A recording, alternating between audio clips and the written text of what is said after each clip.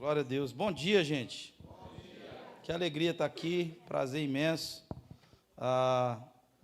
O tão conhecido Caixotinho, como o Israel nos apresenta e nos fala, e a gente está muito feliz em ver vocês bem, o pastor de vocês bem, vocês felizes aí. Se o Fábio vier para cá, eu quero que essa menina do Nils vá para lá, então. Tá tudo certo. Tem outros músicos lá, eu não tenho uma pessoa tão desenvolta para fazer o Nils assim. Fiquei com vontade de participar da programação aí. Você não grava os nossos lá também, não? Numa pegada só? Gente, que bom. Deus é bom demais. Estou feliz em estar aqui, né? Sou Felipe, da Josi, casado há 16 anos com a Josi, pai de 3 filhos. E a gente, durante esse tempo servindo o Mevan, a gente sempre veio nutrindo o desejo de viver a igreja, de poder viver essa experiência. E a gente está vivendo ela há quase 3 anos. O Fábio estava comigo desde as primeiras reuniões. E a gente está agora indo para o 3º ano,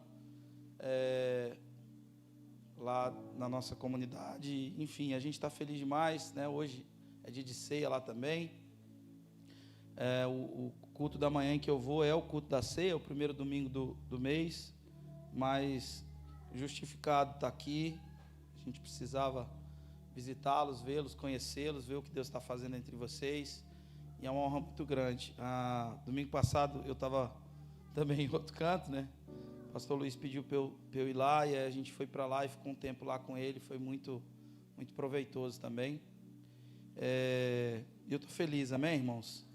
Dá um sorriso para quem está do seu lado, diga como você está bonito hoje, como você emagreceu.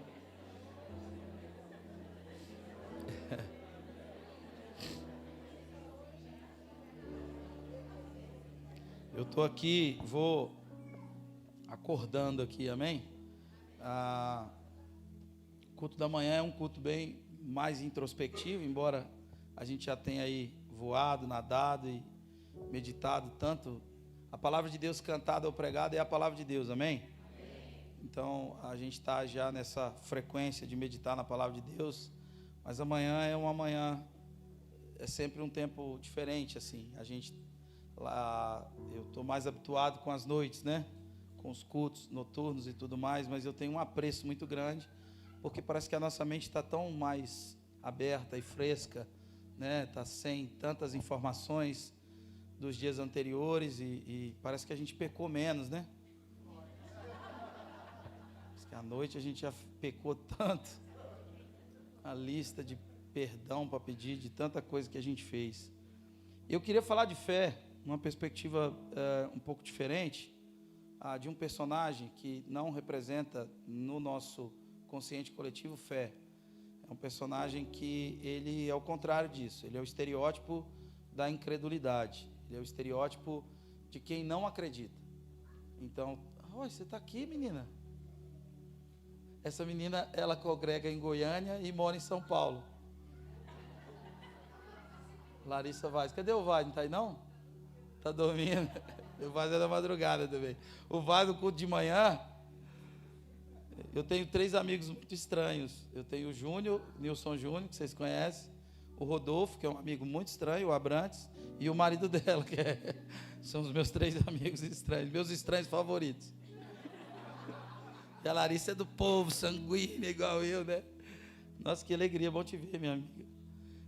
Então, o personagem que eu gostaria de trazer uma reflexão para a gente, na manhã desse domingo, ele é, sabe, um ícone, né, da incredulidade. Ele é um ícone de alguém que não acredita, de alguém que a gente não deveria ser. E eu gostaria de fazer um caminho contrário, porque eu gosto tanto desse personagem, da sinceridade dele, da disposição em admitir o que sente e o que pensa. E fica muito claro que Jesus não tem problema com as nossas crises e com as nossas dificuldades de crer.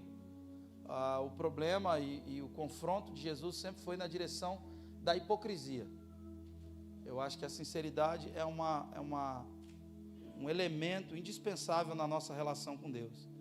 E a gente vê muito na vida desse irmão. Em João capítulo 20, João registra a ressurreição de Jesus e a aparição de Jesus a Maria Madalena e a aparição de Jesus aos seus discípulos e a incredulidade de Tomé. E eu queria ler o texto de João capítulo 20, verso 19. João capítulo 20, a partir do verso 19. Nós te adoramos, Jesus, muito obrigado. Bendizemos o teu santo nome. Ao cair da tarde daquele primeiro dia da semana, estando os discípulos reunidos, portas trancadas, por medo dos judeus, Jesus entrou, pôs-se no meio deles e disse: Paz seja com vocês. Tendo dito isso, mostrou-lhes as mãos e o lado. Os discípulos alegraram-se quando viram o Senhor. Novamente Jesus disse: Paz seja com vocês, assim como o Pai me enviou, eu os envio. E com isso soprou sobre eles e disse: Recebam o Espírito Santo. Se perdoarem os pecados de alguém, estarão perdoados. Se não os perdoarem, não estarão perdoados. Essa condição ela é bem interessante, né? Tomé, chamado Dídimo, um dos 12, não estavam com os discípulos quando Jesus apareceu. Os outros discípulos lhe disseram: Vimos o Senhor. Mas ele lhes disse: Se eu não vir as marcas dos pregos nas mãos, não colocar o meu dedo onde estavam os pregos, e não puser a minha mão do seu lado, não crerei. Espírito Santo, nós pedimos a sua graça e o seu favor sobre nós nessa manhã, que a graça do Senhor possa nos ajudar a nos concentrarmos ao máximo ao seu recado, a sua proposta nessa manhã para a gente. Pai, muito obrigado por essa casa, por essa igreja, por esse casal de pastores, por essa família, pela equipe desse lugar, pelos visitantes, pelas pessoas que estão aqui pela primeira vez, pela segunda vez. Obrigado por esse ambiente, Deus. Obrigado pelos cânticos, pela adoração, pela amizade. Obrigado, Senhor, pela liberdade do Teu Espírito nesse lugar. Fala aos nossos corações, nos exorta, nos corrige. Pai, faz o que for preciso para nos devolver para o centro da Sua vontade. Em nome de Jesus, em nome de Jesus. Bem, Tomé está sobre o peso de um julgamento. Ele é o sem fé. Ele é o que não acredita. E talvez essa, na minha aplicação pessoal, seja uma das maiores injustiças históricas no que tange a questão da meditação e da reflexão nas Escrituras Sagradas. A gente trata Tomé como um ser repulsivo, praticamente. E a gente até aplica esse estereótipo a alguns que no nosso meio acabam aderindo a esse caminho do pessimismo, né, de não acreditar assim tão facilmente, de admitir suas dúvidas e por aí vai. Sabe, esse texto, ele não nos remete somente à fé.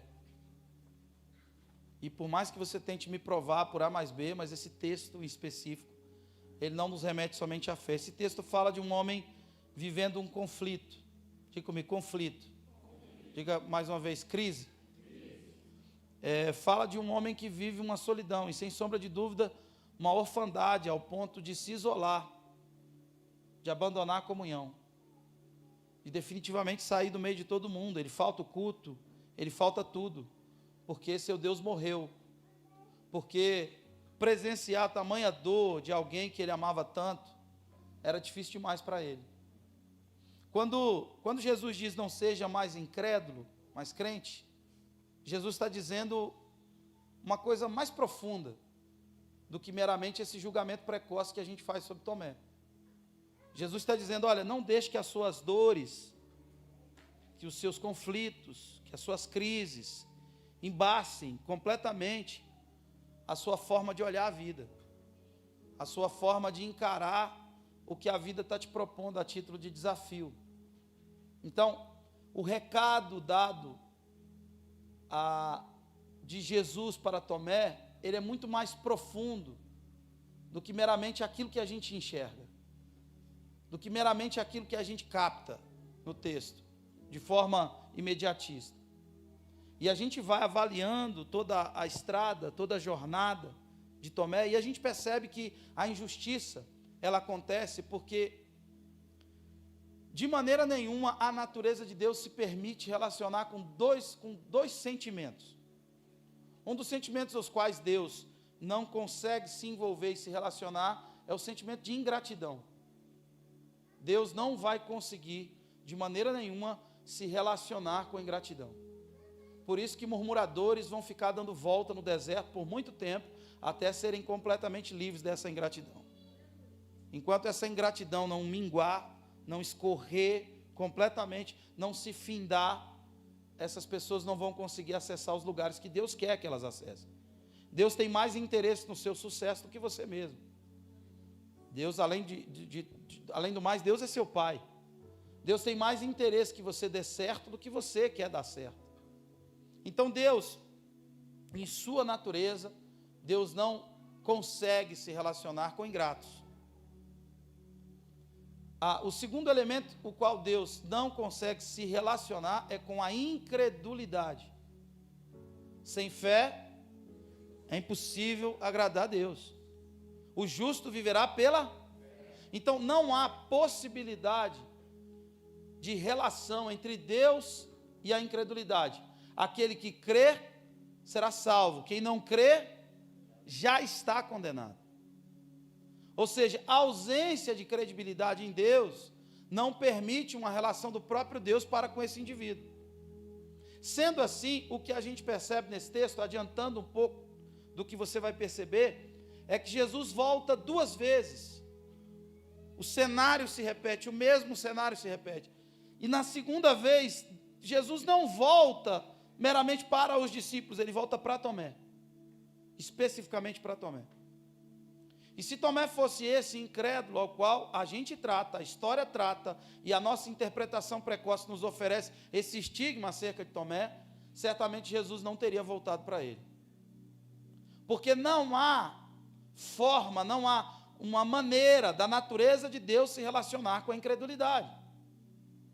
Faz sentido o que eu estou dizendo? Então, quando a gente percebe a admoestação de Jesus para Tomé, não é uma mera admoestação de dizer, você não acredita em nada. Não é Jesus aparecendo e esfregando na cara de Tomé, sabe, um fato milagroso da ressurreição e expondo para todo mundo o quanto Tomé era incrédulo. Não, o que Jesus está fazendo é carinhosamente reposicionando alguém que está em conflito e em crise. E a partir disso eu percebo algo, que Jesus respeita gente de fé que tem crise de fé. Jesus trata com carinho aqueles os quais creram um dia, mas por algum motivo permitiram que algumas situações de crise e conflitos embaçaram a sua forma de ver a vida e, consequentemente, também comprometeram a batalha pela fé. Então veja bem, Tomé não é alguém desviado, como o pastor disse, eu concordo, comum com o mesmo pensamento, não acredito em desviado. Esse meu filho estava morto, mas reviveu. Ou seja, há uma ação da graça comum presente naquele indivíduo. Aqueles que provaram esse milagre genuíno e poderoso, o justo pode cair 7 vezes, mas ele vai levantar em todas elas. E isso é o escândalo da graça, não da hipergraça dos liberais, mas da graça maravilhosa de Jesus. Agora, o estigma atribuído a ele é algo que nos rouba a pedagogia do texto. É algo que nos rouba o ensino que o personagem traz, que o texto carrega. É essa disposição de Jesus em se apresentar para a gente em crise. Para a gente que tem coragem de admitir suas dúvidas, seus conflitos. Para a gente que é sincera. Torno a dizer, Jesus nunca teve problema com a sinceridade. Ele tem problema com a hipocrisia. Ele não tem problema com o manco, ele tem problema com aquele que finge que não manca. Ele não tem problema com a cegueira, ele tem problema com o cego que vive tateando e fingindo que enxerga. Estamos juntos aqui? Amém? Então, a grande questão é, Tomé, você não pode permitir que os seus conflitos e as suas crises e as suas dificuldades e os desafios que você está vivendo embacem a sua forma de enxergar tudo. Interfiram na sua forma de se relacionar com a vida. Não deixe seu problema embaçar a sua forma de ver a vida. Sabe, depois de 8 dias, ele volta. E ele volta só para Tomé. É interessante que o cenário, ele é o mesmo, a cenografia é a mesma. Na primeira aparição de Jesus, eles estavam trancados, fechados lá dentro, com tudo fechado, porque eles estavam com medo dos judeus. Eles estavam com medo de todo o enredo que tinha se montado em relação à possível ação de terem roubado o corpo de Jesus. O que aconteceu? Como que remove uma pedra? Como que a guarda romana não percebe esse roubo? O que aconteceu? Então, havia-se uma perseguição, havia-se todo um contexto. A ressurreição de Jesus não correspondia só a um contexto de fé, mas também Jesus era uma figura política. Era uma figura que desbancava todo o esquema de Anás e Caifás, sumos sacerdotes, na folha de pagamento do imperador Tibério César. Havia todo um contexto por trás daquela ressurreição que traria complicações. Então, eles estavam trancados e com medo e com razão. Quantas vezes quiseram matar Jesus? Quantas vezes quiseram aprisionar Jesus? Quantas vezes Jesus colocou todo o esquema de corrupção e de religiosidade em risco? Agora o corpo desse homem some. Quem colocou o corpo desse homem lá? 2 figuras públicas. José de Arimateia, um senador, e Nicodemos, um chefe da sinagoga, um ancião da sinagoga, figuras públicas. E agora o corpo desse Jesus desapareceu. Então, eles estavam com medo, trancados, aprisionados naquele lugar. Era legítimo o medo que eles sentiam, porque certamente a vida deles estava em risco. Mas Jesus, irmãos, de forma gloriosa, atravessa a parede e entra dizendo: Pai seja convosco. Aquela piscadinha do Descende. E aí, família? Do Descende não, do The Chosen, né? É muito Descende, The Chosen, The Chosen. Aquela piscadinha. E aí, família? Pai seja com vocês. Como é que vocês estão? Todo mundo se assustou. Ele diz: olha, fiquem tranquilos, não sou um fantasma não. E outra coisa, recebam o Espírito Santo.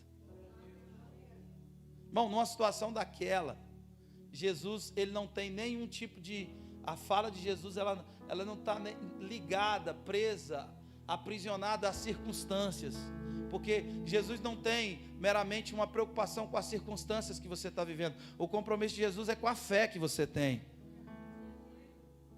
E Jesus, sabe, permite ser tocado pelos discípulos. Mas naquela primeira aparição de Jesus, faltavam 2 discípulos. Um Judas, que tinha morrido. E o outro Tomé. Aonde Tomé estava? Talvez trancado em algum lugar, em crise. Depois de ter projetado as suas expectativas para um jeito que Jesus ia fazer, e Jesus não fez daquele jeito que ele achava que seria feito. Então ele foi para um lugar isolado, ele faltou o culto, ele faltou a comunhão, ele deixou de acreditar, ele parou de crer naquela proposta que aquela comunidade oferecia como vida cristã. E ele fugiu, ele saiu, ele não estava lá mais. Na segunda aparição, Jesus volta só para ele. Mas vamos desenvolver aqui? Estamos juntos? Sabe, Jesus bota uma pausa na sua volta aos céus. Ele aparece a primeira vez, e na segunda vez, 8 dias depois. Ele estava indo para o céu, para a eternidade. Mas ele interrompeu a sua ida para a eternidade. Para quê? Porque ele volta só para Tomé. Só para ele. Agora não era para os demais, era só para ele. Eu te pergunto, você não gostaria que Jesus interrompesse algum dos seus compromissos importantes e atravessasse a parede do seu quarto para poder ter um encontro com você?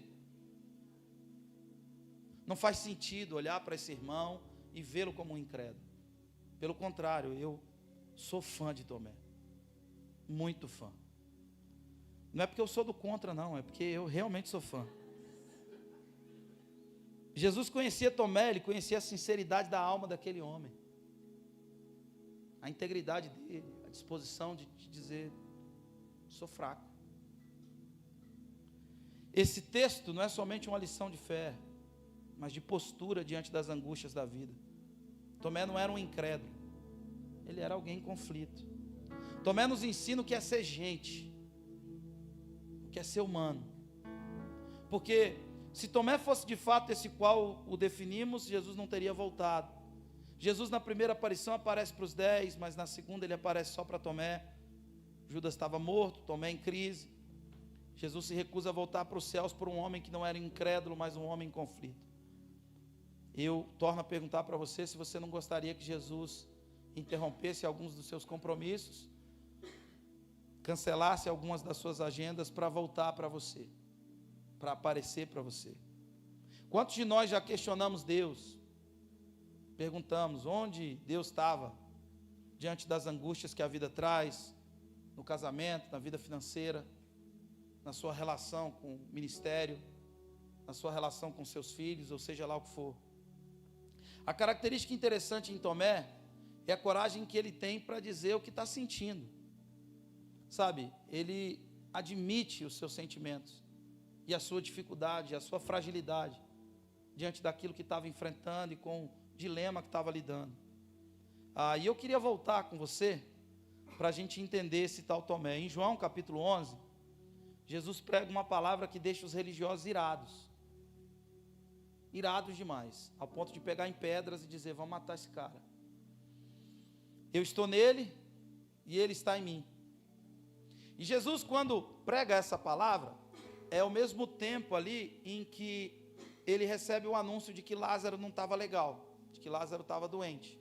Mandaram um WhatsApp no grupo lá e disseram, Jesus, Lázaro está ruim das pernas, tem que ir lá socorrer ele.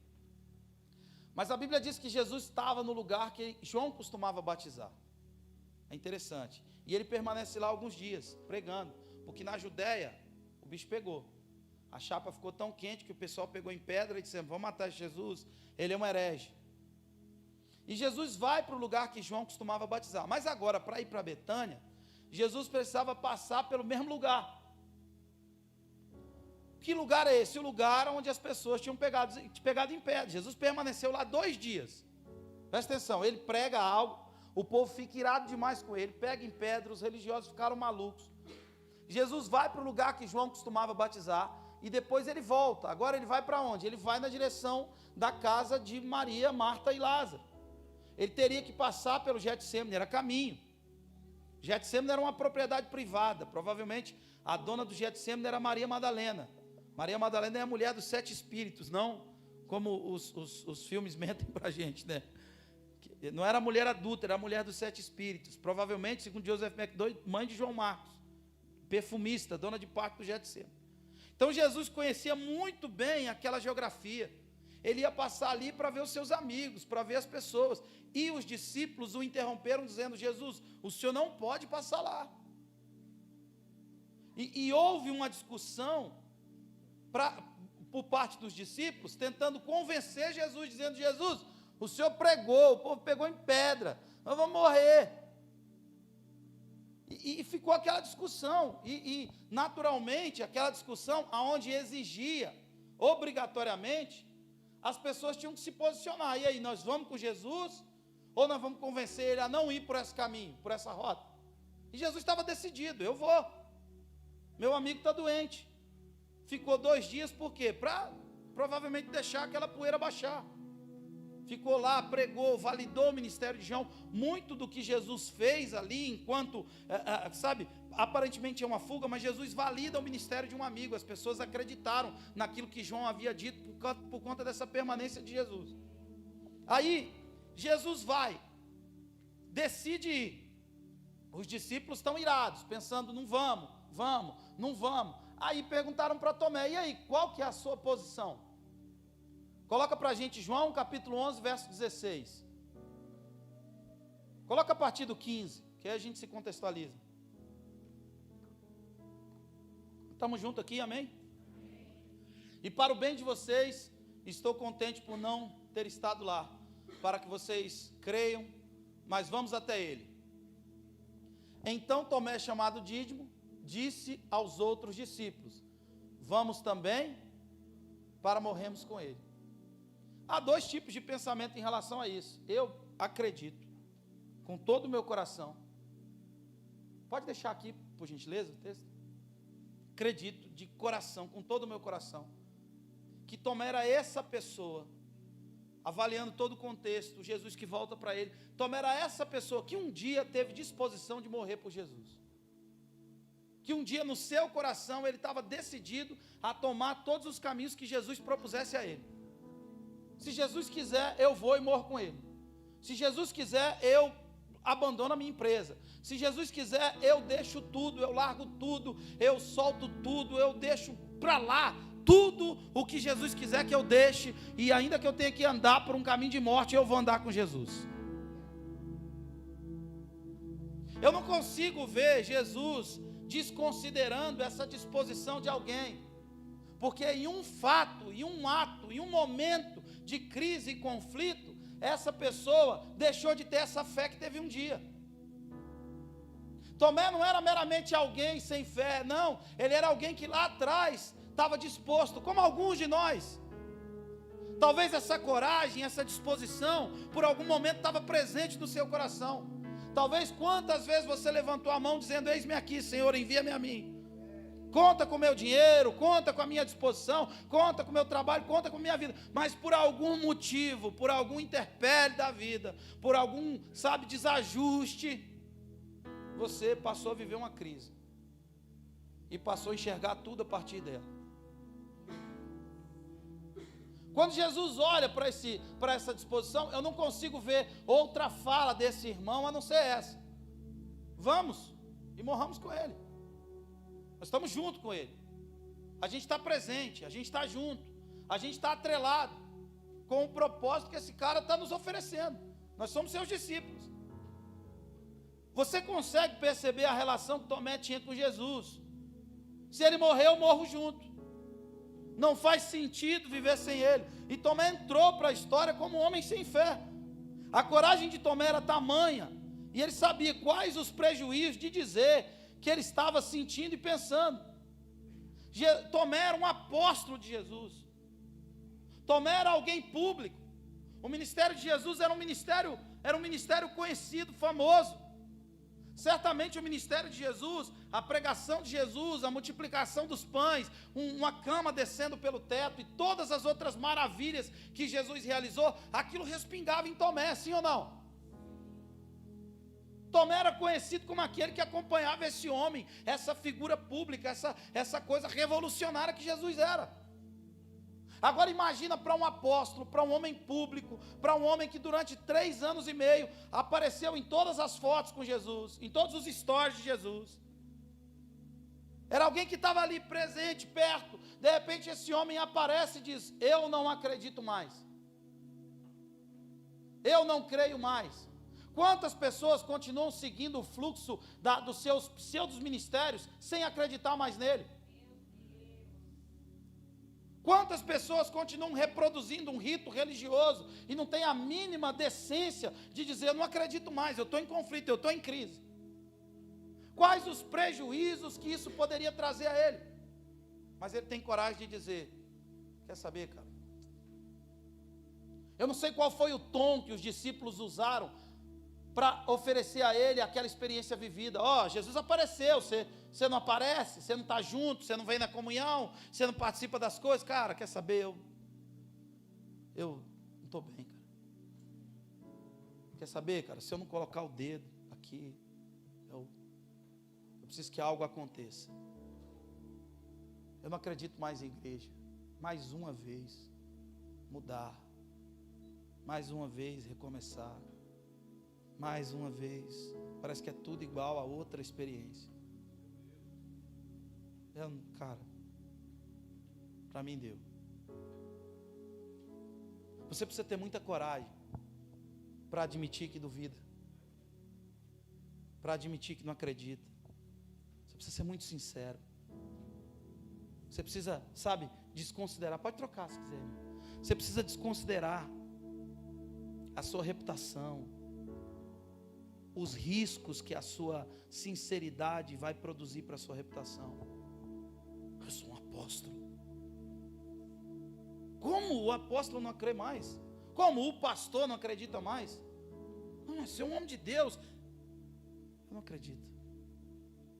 Ontem eu tinha disposição de morrer. Hoje, cara, eu só quero ficar aqui. Quero ver ninguém. Quero ir a lugar nenhum. Tem alguém aqui comigo? Jesus respeita gente de fé que tem crise de fé. Jesus respeita gente honesta, sincera, que diz exatamente o que está sentindo. É interessante que quando Paulo vai ao terceiro céu, ele tem uma experiência gloriosa. Ele só revela 14 anos depois, mas ele diz para a igreja mais confusa de todas. Coríntios era uma igreja muito bagunçada. O menino estava dormindo com a madrasta. O povo tomava ceia de balde, chamava Jesus de Genese. Chegava, estava todo mundo bêbado e com a barriga cheia. Não dava para todo mundo comer. Pensa num povo carnal, complicado. Era uma complexidade para o ministério de Paulo. Os pastores já não tinham mais autoridade de administrar os litígios do povo. Se parece muito com algumas coisas que a gente vem vendo na estrada. Pastores que se envolveram em tantos escândalos financeiros que perderam completamente a autoridade sobre o rebanho. Mas isso não acontece aqui, é mais para lá mesmo. Eles perderam completamente a autonomia, a autoridade. Os advogados tinham que administrar. Imagina, para que um irmão perdoasse o outro, um advogado tinha que interferir na situação.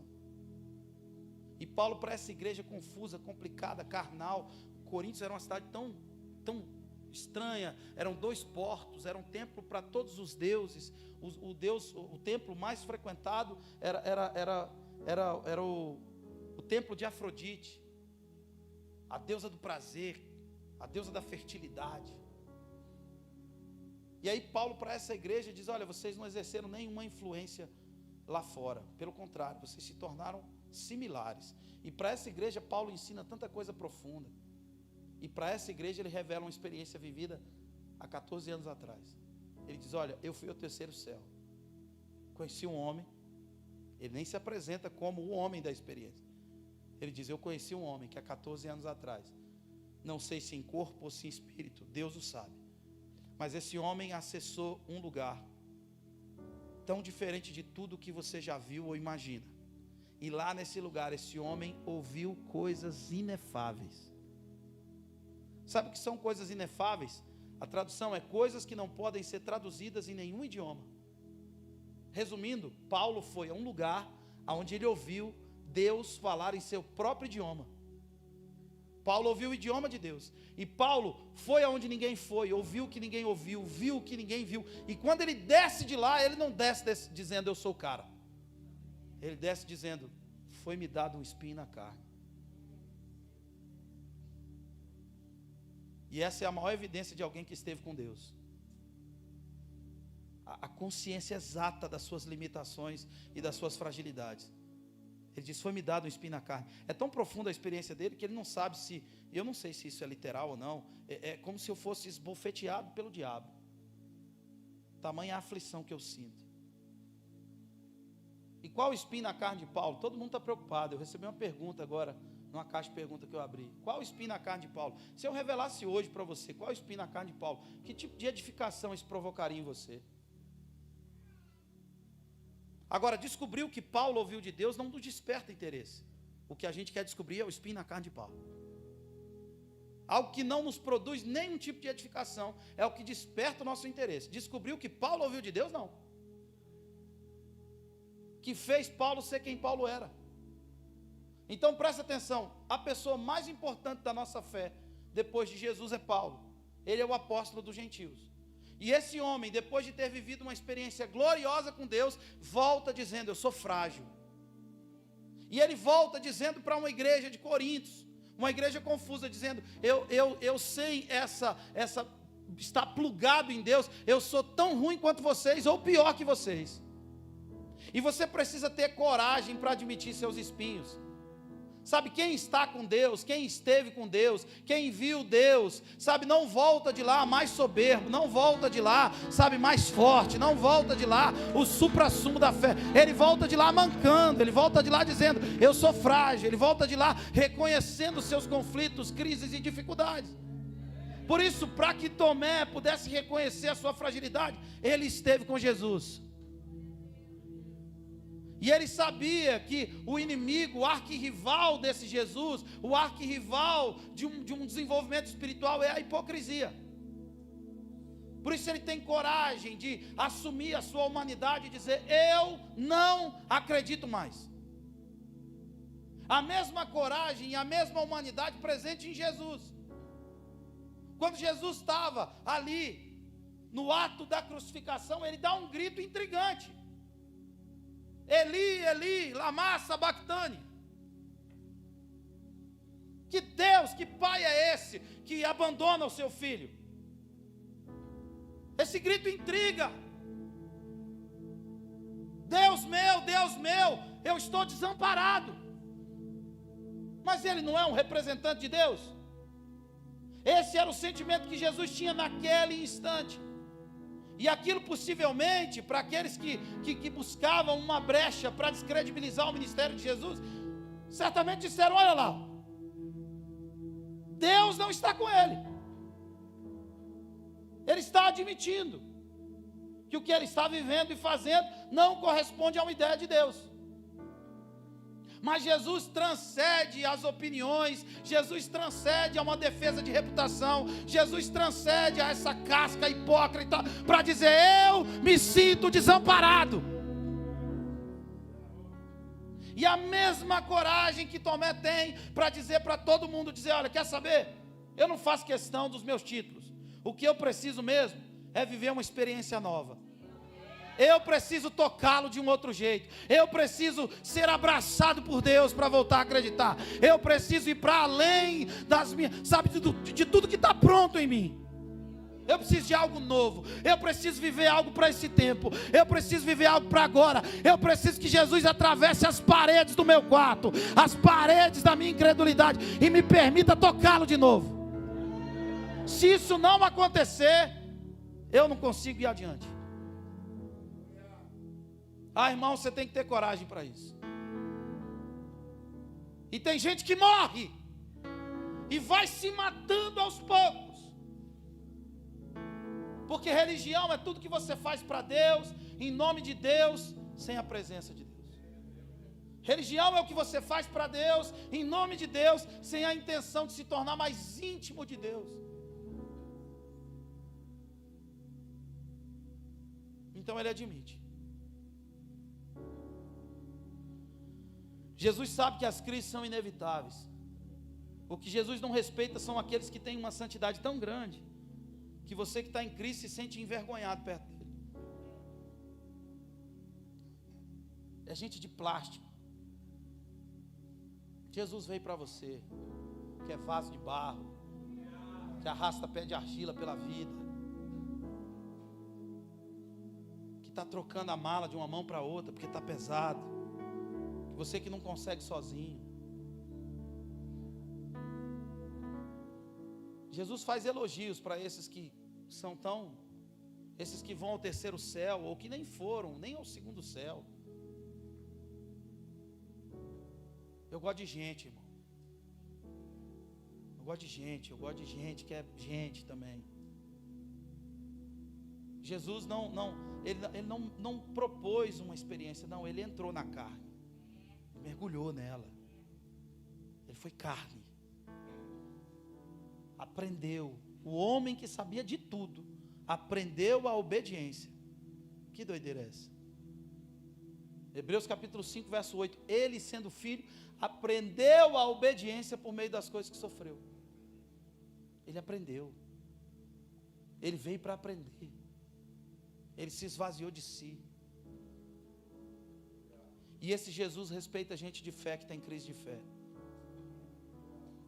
Esse Jesus respeita gente que um dia teve coragem de morrer por Jesus, mas hoje está apagado, hoje está fraco.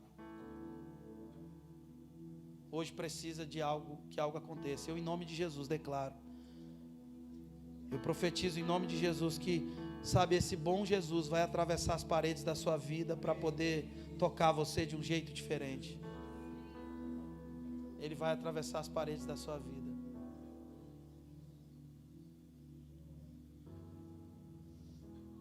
Aleluia. Feche seus olhos. Senhor, formoso és, tua face eu quero ver, pois quando estás nesse lugar, tua graça invade mim, acende a chama, ó Pai, que uma vez brilhou,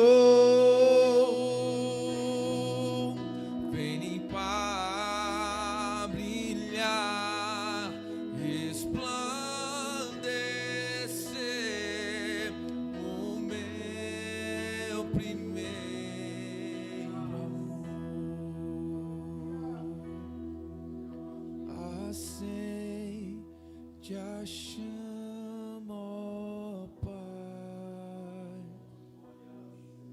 que uma vez brilhou,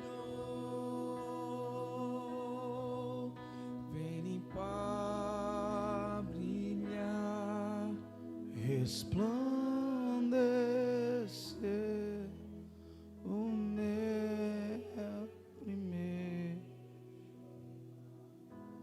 Por que você acha que Jesus voltou para ele? Porque Jesus viu um homem em crise, mas não viu um homem hipócrita. Um homem honesto, sincero, que não teme os prejuízos por admitir seus conflitos. Sabe, irmão, depois da queda, o conceito de perfeição muda. Perfeito não é meramente o sem defeito, mas é aquele que reconhece as suas imperfeições e não se entrega a essas imperfeições sem lutar. O conceito de perfeição não é a ausência de defeito, de falhas. Não, é a consciência delas. E a decisão de não viver sem luta. De não viver sem lutar contra elas. Sabe, quando você... Quem é que é pai? Quem é pai?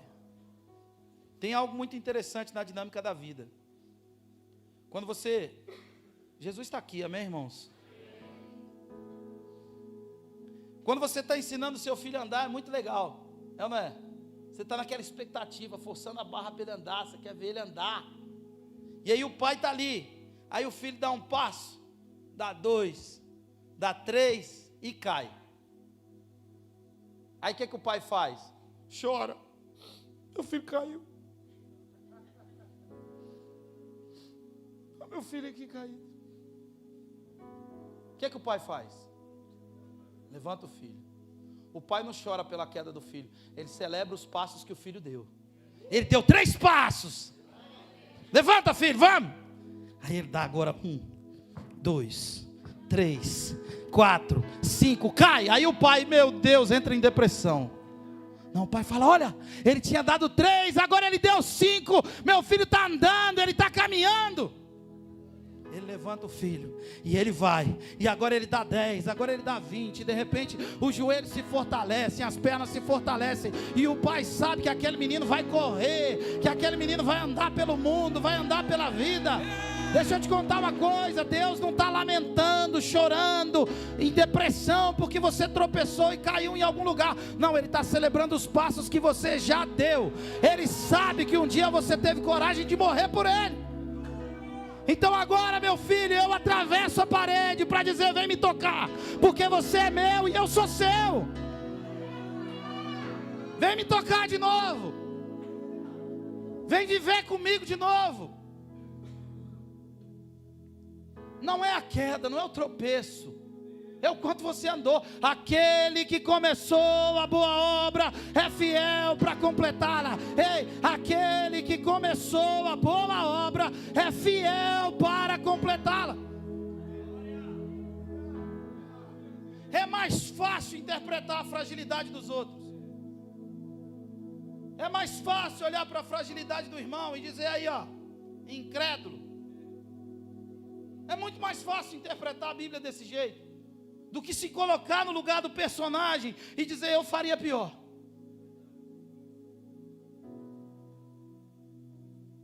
Eu seria muito pior do que esse irmão. Muito pior. Para mim seria muito mais difícil. Eu seria muito mais Tomé do que o próprio Tomé. Tomé não tem coragem apenas de morrer não, mas de admitir as dores, as crises. Quem sabe onde Tomé estava, talvez em um quarto escuro, chorando, mergulhado em angústias, por ter perdido seu amigo, por não poder fazer absolutamente nada. Tomé tem coragem de voltar para a comunhão, e essa é a coragem que muita gente não tem. Tomé estava lá isolado, mas daqui a pouco ele está com os discípulos de novo. É difícil voltar para a comunhão. Pessoas que voltam para a comunhão, elas voltam todas armadas. Uma das matérias que a gente tem no nosso Integra é vivendo além dos seus traumas. Para de trazer os traumas que você teve com o seu outro pastor, com a sua outra igreja, com o seu outro negócio. Esquece tudo isso, irmão. Dá um boot nisso e é daqui para frente. Aquele que está em Cristo, nova criatura é. As coisas velhas ficaram para trás. Para-brisa é maior que retrovisor, irmão. O sentido da vida é para frente. É para frente que a gente anda. Mas Tomé volta. Vamos terminando aqui. Diferente de alguns que se afastam, aí eles culpam os outros por não terem se afastado também. Eu vivi um dilema desse, e foi público, para todo mundo ver. O cara tinha se afastado de todo mundo, eu era amigo dele, percebi que ele não era meu. E ele queria que eu me afastasse de todo mundo também, eu não vou fazer isso. Para limpar o pé de alguém, eu tenho que sujar a mão, e eu estou disposto a sujar a minha. Mas tem gente que se afasta e quer que todo mundo se afaste também. E aí ele reclama, ninguém vem me buscar, ninguém me entende. Estou um mês sem ir na igreja e ninguém veio me ver. Ninguém me ligou. Por que você não ligou? Por que a responsabilidade é de quem ficou e não sua que saiu? Foi você que saiu, foi você que abandonou a comunhão. Se está um mês sem ir na igreja, a igreja não foi a você, por que você não foi até a igreja? Porque o outro tem que ir na direção e você não na direção do outro? Por que o culpado é quem fica e não quem saiu? Obrigado pelo seu amém, tão empolgado. Se a Bíblia diz que não chegaria a nós problemas que fossem maiores do que aqueles os quais nós somos capazes de resolver, o problema não está na comunidade, nem no que me aflige, mas na sua postura diante dessas situações e crises. Tem gente fora que taca pedras em quem está dentro, tentando me fazer culpado por estar em comunhão. Isso aqui é outra pregação, né? Deus não tem pena de você não, irmão. Um sentimento que Deus nunca vai ter de você é pena. Nunca. Deus não te trata como um coitado, não. No mundo você vai ter aflições. Isso é uma promessa de Deus. A promessa que ninguém reivindica. Senhor, em nome de Jesus, Tu prometeste, dá-me aflições, Senhor. Traz aflições para a minha vida. Eu agora, em nome de Jesus, libero sobre a sua vida, sobre a sua casa, sobre os seus negócios, aflições. Não adianta repreender, é promessa. Agora deixa eu te contar uma coisa. No mundo tereis aflições, mas o quê? Bom ânimo você tem que ter. Bom ânimo você tem. Bom ânimo Deus não te dá, não. Bom ânimo não é alguém que coloca a mão na sua cabeça, tem de bom, não. É você que fabrica. Tem de bom ânimo. Bom ânimo, tenha bom ânimo. Mas eu não quero ir, mas eu vou. Mas por que você vai e você não quer? Porque quem está me esperando precisa que eu vá, então eu vou. A vida é guerra, é isso que Jesus está ensinando. Se ninguém foi, por que você não vai? Se ninguém ligou, por que você não liga? Você precisa ter muita coragem para enfrentar suas vergonhas e voltar para o ambiente da comunhão. E é justamente o que Tomé faz. E esse é o momento em que todo mundo fica, aí a pessoa se torna um peregrino, a pessoa anda por todos os lugares, e ela tem relacionamentos superficiais, porque ela não quer encarar, sabe, o abandono que ela mesma se deu e deu aos outros. Volta, vai lá. Ah, mas e as risadinhas, e os sorrisos, e os olhares? Jesus estava aí, você não viu? Pois é, cara, eu estou aqui. Eu não estou acreditando mais, mas eu estou aqui. Eu voltei, eu estou aqui. Tomé estava na sua crise.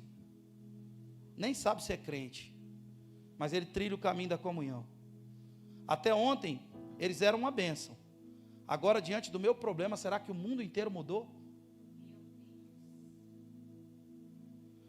Quando Tomé volta para a comunhão, ele reconhece que o lugar da angústia e crise não pode ser o meu lugar definitivo. Eu não posso ficar lá para sempre. Ontem eu atendi um rapaz que tentou suicídio. Ele trabalha na igreja. Ele não é um membro da igreja ainda. Mas a namorada dele me ligou desesperada porque pegou ele pendurado numa corda. A única coisa que ela conseguiu fazer foi cortar a corda. Ele caiu, quebrou o maxilar e 3 dentes da boca. Sangrou pelos ouvidos, ficou internado, foi submetido a uma cirurgia. E eu, falando com ele ontem, por vídeo, conversando com ele, e disse: Nando, por que você não falou? Ele falou: pastor, eu falei. Falou como? Eu falei que eu precisava conversar. Eu disse: conversasse, cara. Mas como assim? Eu disse: deixa eu te contar uma coisa. Se eu pergunto para você, como é que você está? Você me diz que está bem, é o espaço que você está me dando. Quem está entendendo? Eu jamais vou entrar por uma porta que você não abriu. Como disse C.S. Lewis, ética para viver melhor. Não entre por porta que as pessoas não abriram. Como é que você está? Estou bem, então beleza. Como é que você está? Uma vez eu tive uma experiência com o pastor Luiz. Posso falar uma palavra que a tia dele falou? Posso? Vocês não vão assustar comigo, não? A primeira vez que eu fui em Itajaí, 2008. Aí eu estou lá, pastor Luiz, tinha uma Zafira. Aí fomos ver uma tia dele. Uma cena de filme, assim. Aquela casa de madeira. Eu sou do estado de Goiás, né? Não tem muita casa de madeira. Eu sou de Goiás, mas falo português, como vocês estão vendo. Aí a gente parou. É porque o pessoal de São Paulo acha que Goiás é uma fazenda incrível, assim. Grande, com ruas e semáforos. É uma cidade incrível. E aí, a gente chegou lá, eu e a Josi, não tinha filha ainda, novinho, né? Chegamos lá e tal. Aí veio uma senhora descendo assim, ó. Ele já estava mais de 10 anos sem ver a tia. E a gente estava ficando na casa dele, então fomos lá ver a tia. Dias depois da enchente. E aí a tia veio descendo uma escada assim. Aquela cena de filme, aquela velhinha grisalha, sabe, uma anciã. Aí ele chegou, né, abraçou. Ô tia, como é que a senhora está? Ih, meu filho, tá uma merda.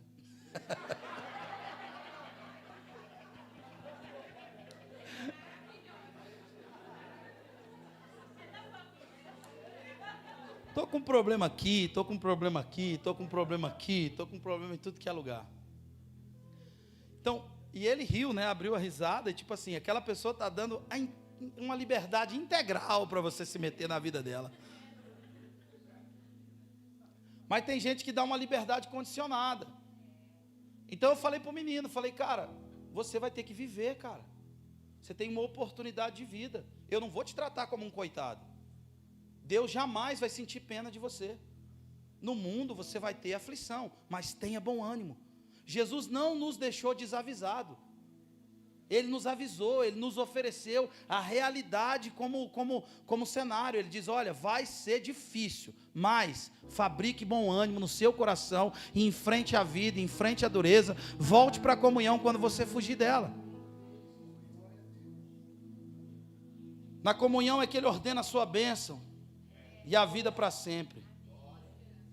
Para de sentir pena de você. Para de sentir pena de você.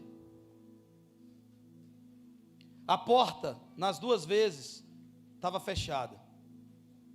Como eu disse, eu não sei o tom que eles falaram, mas eu penso que Tomé dizia eu não presto para viver o que vocês estão vivendo. E eu não sou mais pastor, eu não sou mais líder. Eu não tenho mais ministério, eu não tenho mais nada. Eu só quero sentar aqui. É o que a gente mais escuta lá, né? Eu quero sentar aqui e ficar tranquilo. Assim, então, você trocou a sua condição de filho de Deus para ser um consumidor de conteúdo evangélico. É isso que você vai fazer. Vai sentar aqui e consumir conteúdo evangélico todo domingo. Eu sou uma represa agora, uma represinha bem michuruca, bem mequetrefe. Não, irmão, você é aquele que do seu interior flui em rios de água viva. É rio de água viva que flui de você. Essa condição não mudou. Se você crê nele, você precisa continuar fluindo esses rios de dentro de você. Vem o teu reino, parece que vai vir um anjo vestido de Teletubbies, trazendo uma nuvem colorida, né? Uma nave espacial vindo, trazendo esse reino para a gente. Não, quando a gente diz vem o teu reino, é vem o teu reino. No seu interior fluirão rios de água viva. O governo de Deus que flui daqui, ó, de novo. Vamos ler o último texto e finalizar. João capítulo 20, a partir do verso 26. Aleluia. Nós te adoramos, Jesus. Obrigado, Senhor, por essa manhã. Obrigado pela sua presença aqui. Uma semana mais tarde, os seus discípulos estavam outra vez ali. E Tomé com eles. Apesar de estarem trancados as portas, ou seja, presta atenção, na primeira vez as portas estavam trancadas, era legítimo, era o medo que eles estavam dos judeus, porque a ressurreição de Jesus era muito recente. Ele apareceu para Maria Madalena, ele apareceu para as mulheres, e logo em seguida ele aparece aqui. Era legítimo o medo que eles sentiam, agora não, agora já não havia mais medo. Você pode ver que no texto aqui, o medo nem aparece. No primeiro, eles estavam com medo dos judeus, sim ou não?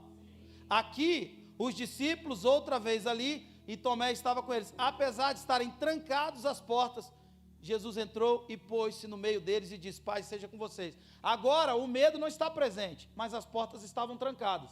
Sabe por quê? Porque Jesus permitiu que o mesmo cenário se repetisse, para que ele posicionasse. Alguns cenários vão se repetir de novo, porque Jesus vai atravessar as paredes, e vai lá visitar você nos seus conflitos e crises. Pai, seja com você.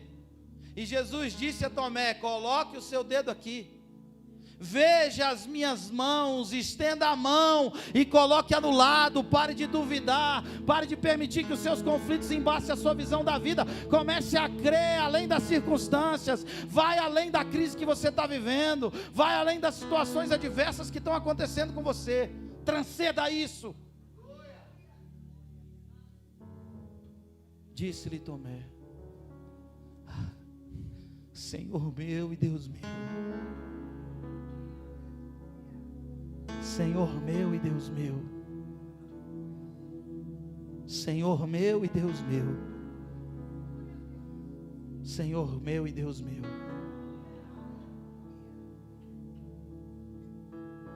Que você se encontre com o seu Senhor e com o seu Deus.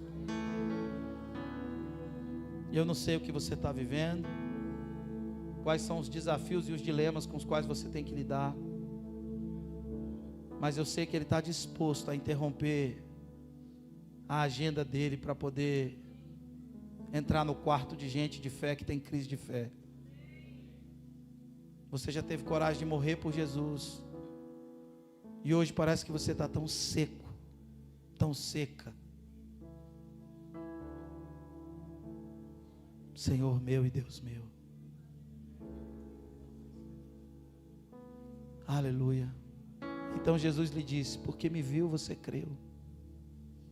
Felizes são aqueles que vivem para além das suas circunstâncias. Felizes são aqueles que não permitem que as suas crises embacem o seu olhar. Felizes são aqueles que não permitem que as suas crises e conflitos não os roubem da comunhão.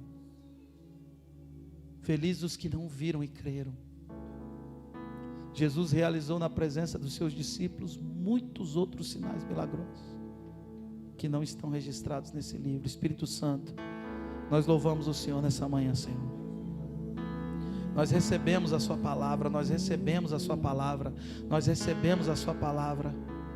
Senhor meu e Deus meu. Instante de ti, Senhor, eu não posso